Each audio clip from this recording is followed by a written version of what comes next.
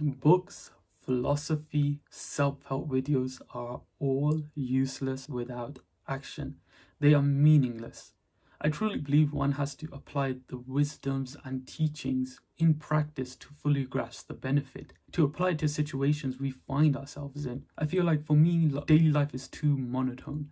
Thus, I'm always have to push myself into areas of uncomfortability where I have to meditate on these teachings and thoughts and how I can apply them to difficult situations that can help me move past. Because there's no point of reading all of this stuff, taking it in if you don't apply it, if it doesn't benefit you. This is a personal story of how I used Taoism in a time of despair, how it helped to give me a new perspective and help me move past what was holding me back. Briefly, Taoism is a philosophy that originated in ancient China. I read the book Tao Te Ching. It was good, but I never really knew how it could be applied to myself. Its core teachings emphasize on a detachment from desires and labels. Most importantly of all, a concept known as Wei Wei, an attitude of genuine non-action motivated by a lack of desire to participate in human affairs.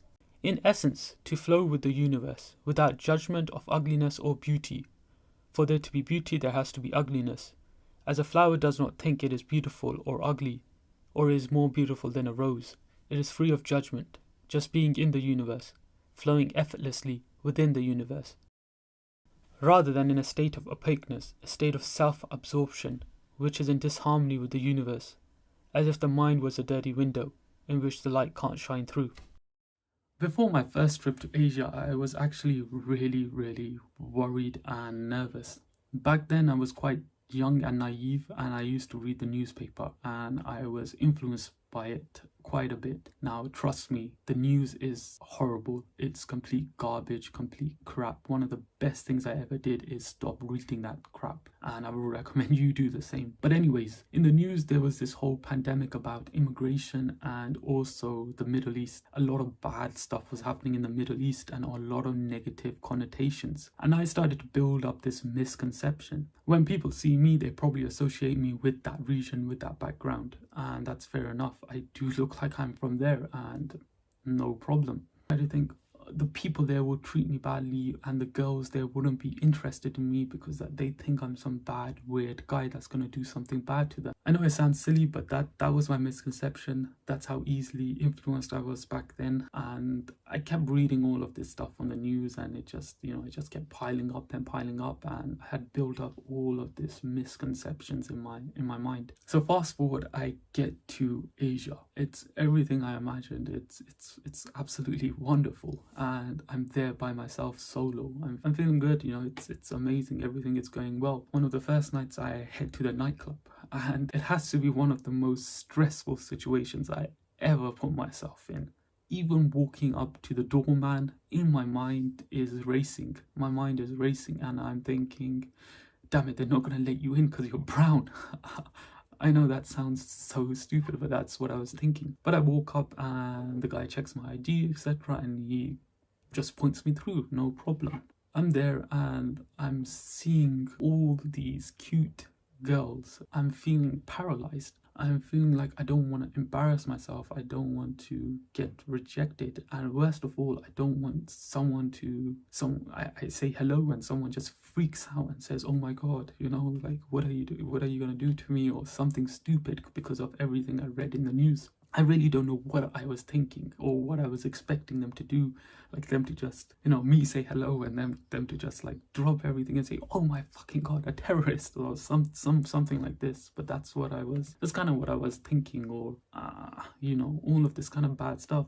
So I just left. I left really deflated, and I went back to my room, and something was holding me back, and I thought, I'm blessed. I have 2 hands, 2 feet. I'm healthy. There are some people that are physically blocked, mentally blocked from moving forward and progressing in their goals and dreams. And here I am, have all the opportunities, and I'm wasting them. So I just sat there in self-pity, and I started to think, if a friend told me everything that I'm feeling now, how would I react? And this is a great trick that I use because it allows me third person view rather than the perspective of the person in the situation, but it takes me out of the situation. So it gives you a whole different perspective. And I said that I would say to my friend that none of the stuff you're telling yourself is true. It's just everything is in your mind. You don't know how they would react. You don't know if they will react negatively or positively. It may very well be that your look is not what these girls like, but you need to find out. You can't just presume it and stop yourself from doing anything.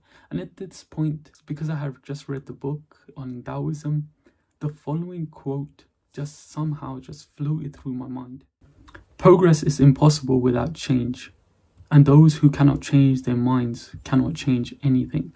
The meaning of this quote for me is someone that who has already prejudged and closed their minds off to new avenues, who is not allowing the doubt to flow through them freely to experience the world as it is, open and free of judgment, but to conceive and twist it into a notion, an angle, a story that fits their needs. Here are some other quotes that really helped me at the time. So this quote is one of the most powerful ones that I found, and it is as follows.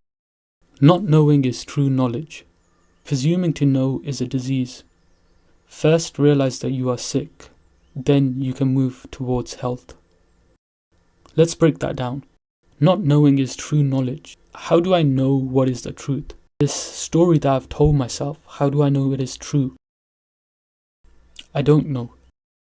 Presuming to know is a disease. I had already judged what they would think of me. I had already twisted the experience to flow into a narrative, into my narrative. Why did I presume to know everything? First realize that you are sick. I am the disease. The false knowing is coming from within me. Then you can move towards health. I do not know. I presume nothing. Knowing this, I can move forward. Bonus quote here. The wise man is one who knows what he does not know. I meditated on this thought that I was judging based on everything I had read in the news and second-hand experiences. I was judging an experience I was yet to have. I was molding my experience rather than let it flow naturally, forcing my own insecurities and projections. Let me receive them freely and openly. Let the flow of energy, the flow of chi, the universal flow through me freely as it should. The Tao suggests that we need to go with the flow, to experience life and the universe as it is. I needed to find the truth associated to me, to leave all misconceptions and prejudgments in this room.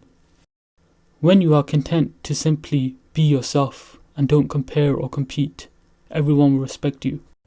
I grabbed my balls, gave them a good squeeze, make sure that they're still there, and I headed out.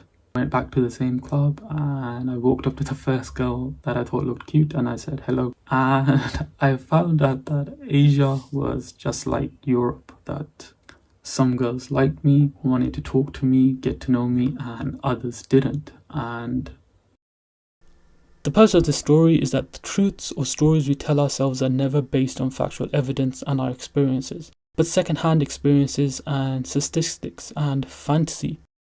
I would think the person who is always saying, yeah, I'm so great, I'm amazing, etc., is being delusional, while I'm more realistic. In actuality, we are just two people on different spectrums. We are both delusional.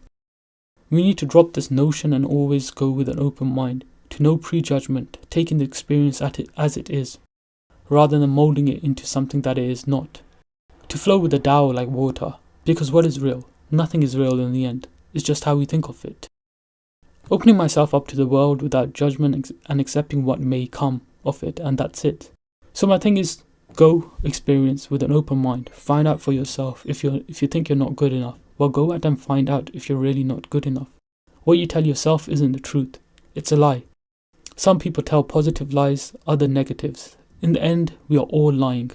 If you don't think you're good enough for that promotion or that job or that girl, well, go out there and find out. When I let go of what I am, I become what I might be.